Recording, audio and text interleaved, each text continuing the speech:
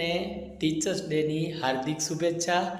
જીવનમાં ખૂબ આગળ વધો, જીવનમાં ખૂબ પ્રગતિ કરો એવી શુભકામના સાથે આજનું આપણે લેક્ચર શરૂ કરી દઈએ।